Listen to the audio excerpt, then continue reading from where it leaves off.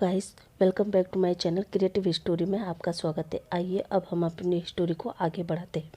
अभी तक हमने देखा कि सुयान वांगजी से पूछता है, क्या विंग ने आज भी तुमसे वही सवाल पूछा? सुयान वांगजी कहता है, हाँ, पर तुम तो जानते हो ना सुयान कि अभी विंग की और मेरी शादी नहीं हुई है, अब उससे आगे। सुयान कहता है, तो क्या हुआ वांगजी, तुम पहले भी तो विंग के साथ इंटीमेट हो चुके हो, अब हो जाओगे तो क्या होगा? वांगजी कहता है, नहीं सुयान, तुम्हें तो पता है ना, उस दिन विंग ज़्यादा ही अपनी हीट में आ चुका था, तो उस दिन हम इंटीमेट हो गए थे। लेकिन अब मैं उसे पहले ही, जब भी वो हीट में आने वाला होता है तो मैं उसे मेडिसिन खिला देता हूँ ताकि वो कंट्रोल में रहे, और जब तक विंग ठीक नहीं होता और हमारी शादी नहीं होगी तब तक मैं विंग के साथ फिजिकल नहीं होऊंगा। सुयान कहता है, इसका मतलब तुम्हारी शादी करवानी ही पड़ेगी, तभी विंग को तुम छू पाओगे, वरना नहीं।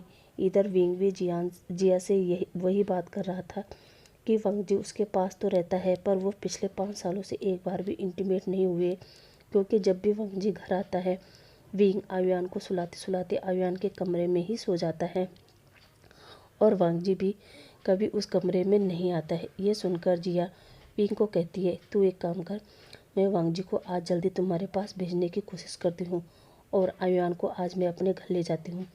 वो जिंगी के साथ खेलेगा तो खुश हो जाएगा। और वो विंग को एक टैबलेट देती है और विंग को कहती है, इसमें से एक टैबलेट वांगजी को खिला देना किसी भी तरह से, तब देखना तेरा काम हो जाएगा।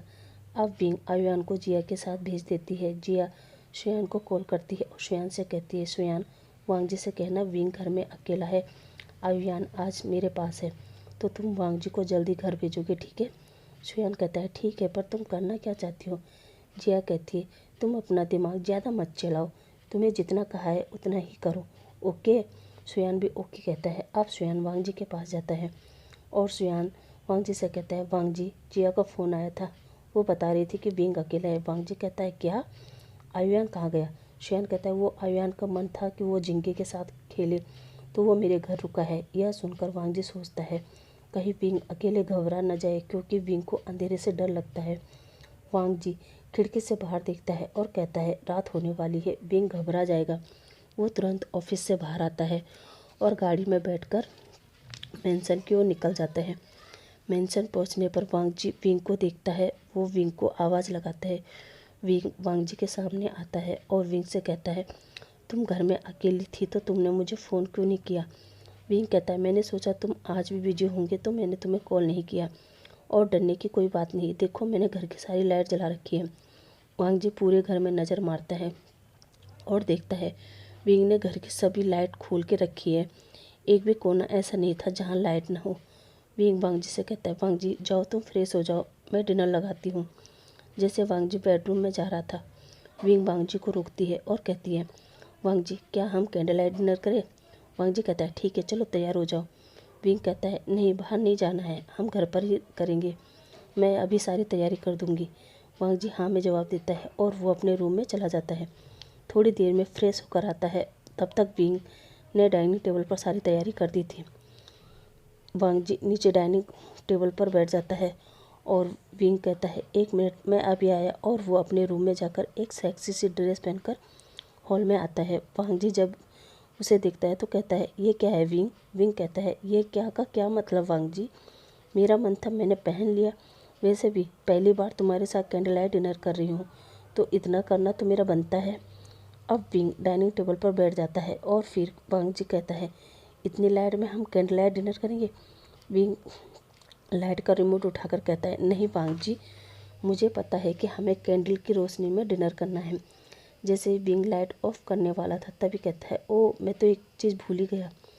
वांगजी विंग की तरफ देखता है और कहता है, क्या, कौन सी चीज़ भूल गए? विंग अपनी जगह से उठता है और जहाँ वांगजी अपनी शैंपेन वगैरह रखता है, विंग वहाँ जाता है और 2 गिलास में वाइन डालता है, और उन गिलास में से एक गिलास में विंग पहले एक टैबलेट डालता है और जल्दी से हड़बड़ाहट में उस वाइन के गिलास में एक और टैबलेट गिर जाती है, जिस बात का पता विंग को नहीं चलता, और वो गिलास लेकर वांगजी की तरफ आता है और जिस गिलास में वो मेडिसिन थी वो गिलास वांगजी की तरफ रखता है और एक गिलास अपने साइड रखकर चेयर पर बैठ जाता है। अब विंग वांगजी को कहता है, वांग जी, मैं जैसे ही कैंडल जलाऊँ वैसे ही तुम इस रिमोट से सारी लाइट ऑफ कर देना। वांग जी हाँ में सिर हिलाता है। अब विंग कैंडल जलाता है तो वांग जी लाइट ऑफ कर देता है। विंग अपना गिलास उठाता है और वांग जी को कहता है, वांग जी तुम भी अपना गिलास उठाओ। और वांग जी भी अपना गिलास उठाता है और विंग उसके गिलास से अपना गिलास टकरा कर कहता है, चेस वांग जी। अब दोनों अपना सिप लेते हैं और अपना फूड एंजॉय करने लगते हैं।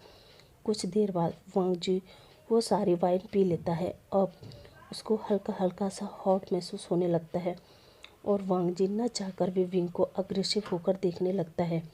वांग जी को काफ़ी पसीना आने लगता है। वो वहाँ पर रखे पानी का जग उठाता है और अपने सर पर डाल देता है, मगर उसको अभी भी हॉट महसूस हो रहा था।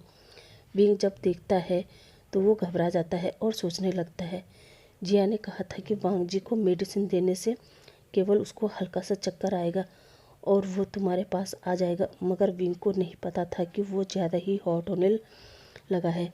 अब वांग जी विंग को पकड़ता है और अपनी गोद में बिठा देता है और अपनी नेक और विंग की नेक पर अपना सिर रखकर उसकी सेंट को इनहेल करने लगता है। और अब वांग जी उसे इनहेल करने के बाद उसके लिप पर अपना लिप रखकर उसे ब्रूटली लिक और सक करने लगा। पहले तो विंग को अच्छा नहीं लगा, वो वांग जी से दूर हटने की कोशिश करने लगा, लेकिन कुछ देर बाद विंग के सिर में दर्द होता है और उसे एहसास होता है कि शायद पहले भी उसने ये सब किया है। और फिर वांग जी के साथ वो भी वांग जी को किस बैक करने लगता है और वांग जी इतना अग्रेसिव होकर विंग को लिक और सक कर रहा था। अब वांग जी विंग के लिप को हल्का सा बाइट करता है और विंग हल्का सा अपना माउथ ओपन कर देता है। अब वांग जी अपनी टंग से अपनी टंग को विंग के माउथ में डाल देता है और उसके पूरे मुंह को एक्सप्लोर करने लगता है। विंग भी अपना टंग वांग जी के मुंह में डाल देता है। अब दोनों ही एक दूसरे के मुंह को टेस्ट करने लगते हैं। अब वांग जी उसका मुंह छोड़ देता है और विंग के नेक पर आ जाता है और उसे ही किस करता है, बाइट करता है। अब वांग जी विंग के कपड़ों को उसके बदन से रिमूव कर देता है और उसकी चेस्ट पर भी अपना टंग फहराने लगता है और उसकी चेस्ट पर बाइट करने लगता है। विंग भी अब मौन करने लगा था और वो पूरा प्लेजर महसूस कर रहा था। अब विंग उसे वही काउच पर लिटाता है और उसके लोवर उतार देता है और वांग जी उसके प्राइवेट पार्ट को लिक और सक करने लगता है।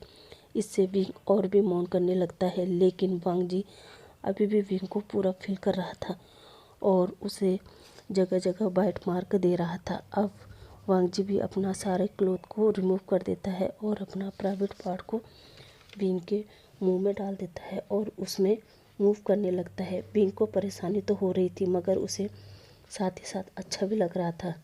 वांग जी को पहले की याद आती है और विंग से कहता है, विंग आज मैं तुम्हें पहले की तरह प्लेजर दूंगा। मैं अब तुमसे दूर नहीं रह सकता विंग, मैं तुमसे दूर नहीं रह सकता। और वो विंग के मुंह में ही रिलीज हो जाता है। और अब वांग जी विंग के प्राइवेट पार्ट को फिर अपने टंग से प्रिपेयर करने लगता है। अब वो विंग के साथ इंटीमेट होने लगा और विंग को काफ़ी दर्द हो रहा था। वो वांग जी से कहता है, वांग जी आराम से करो। पर वांग जी के कानों में बात ही नहीं जा रही थी और वो फोर्सफुली अपने प्राइवेट पार्ट को विंग के प्राइवेट पार्ट में इंजर्ड कर रहा था। कुछ देर बाद वो अंदर चला जाता है। अब वांग जी बहुत तेज़ तेज़ मूव कर रहा था। लगभग सारी रात कोई भी रूम का कोई भी कोना वांग जी ने नहीं छोड़ा था। अब सुबह मॉर्निंग में विंग बेहोश था, मगर वांग जी अभी भी लगा हुआ था। वो उसे छोड़ ही नहीं रहा था।